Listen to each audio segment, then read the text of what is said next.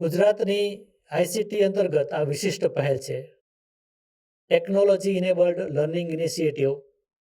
ગુજરાતનું પોતાનું એક એકમ છે એવું કહી શકાય. શિક્ષણમાં ટેકનોલોજીના સંકલન માટે ગુજરાતની પોતાની એજ્યુકેશનલ ટેકનોલોજી કંપની ધરાવતું દેશનું પ્રથમ રાજ્ય ગુજરાત રાજ્ય છે. અને ગુજરાત રાજ્યમાં ગુજરાત એજ્યુકેશનલ ટેકનોલોજીસ લિમિટેડ નામે જીઈટીની શરૂઆત માર્ચ 2021માં થઈ. શિક્ષણમાં ટેકનોલોજીનું સંકલન કરવા માટેનું સમગ્ર કામ આ એક એજન્સી કરી રહી છે અને વિદ્યાર્થીઓ માટે ઉચ્ચ ગુણવત્તાનું ઈ કન્ટેન્ટ જે સરકારી શાળાઓ છે એના વિદ્યાર્થીઓ માટે નિઃશુલ્ક પૂરું પાડે છે, તેમજ ખાનગી શાળાઓના વિદ્યાર્થીઓને નજીવી કિંમતમાં, પરવડે તેવી કિંમતમાં આ પ્રકારનું કન્ટેન્ટ પૂરું પાડે છે. સતત આ પ્રકારનું કન્ટેન્ટ તમામ ધોરણો માટે અને તમામ વિષયો માટે આ એજન્સી બનાવી રહી છે, જે ગુજરાતની વિશિષ્ટ પહેલ છે. અન્ય કોઈ રાજ્યમાં આ પ્રકારે ખાસ કરીને આ પ્રકારની કંપની બની હોય તેવું જોવા મળેલું નથી. જીઈટીની ઈ કન્ટેન્ટ એપ્લિકેશન જી શાળાની અંદર આ પ્રકારનું કન્ટેન્ટ મૂકેલું છે અને 30 લાખથી વધારે ડાઉનલોડ અત્યાર સુધીમાં નોંધાયા છે. આપ સૌ પણ તેનો ઉપયોગ કરી રહ્યા છો. જી શાળા અને જી શાળા પ્લસ આપણે ઓળખીએ છીએ તે એપ્લિકેશનના માધ્યમથી પણ આપણે એક્સેસ કરી શકીએ છીએ, તેમજ પ્લેટફોર્મના માધ્યમથી એટલે કે કમ્પ્યુટર દ્વારા પણ આપણે એક્સેસ કરી શકીએ છીએ. જી શાળા શું છે એ આપ સૌ જાણો છો, તેમ છતાં આપણે એ જોઈ લઈએ કે જી શાળા છે એ ધોરણ 1થી 12 માટે ઈ કન્ટેન્ટ અને લર્નિંગ મેનેજમેન્ટ સિસ્ટમ છે. સમગ્ર એલએમએસ કહી શકાય એ પ્રકારની ખૂબ જ સરસ એવી સિસ્ટમ છે.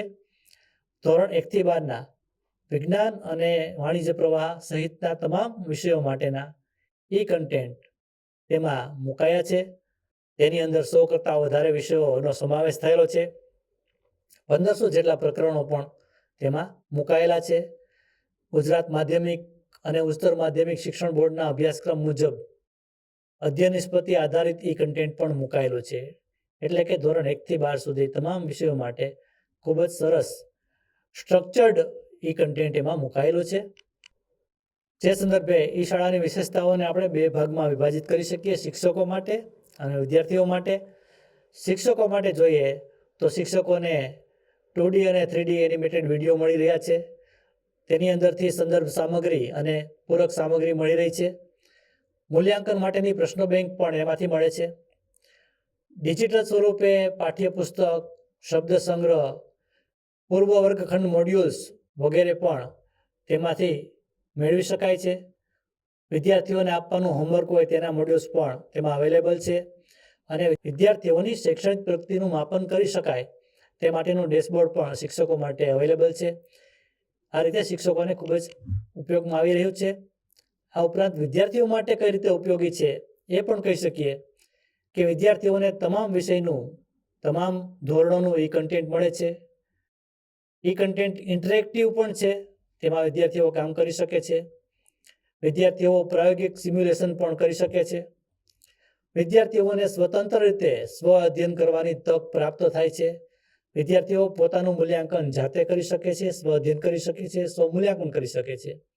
અને વિદ્યાર્થીઓ પોતાની શૈક્ષણિક પ્રગતિની સમીક્ષા કરી એમાં સુધારો કરી શકે તેવી પણ તક પ્રાપ્ત કરે છે.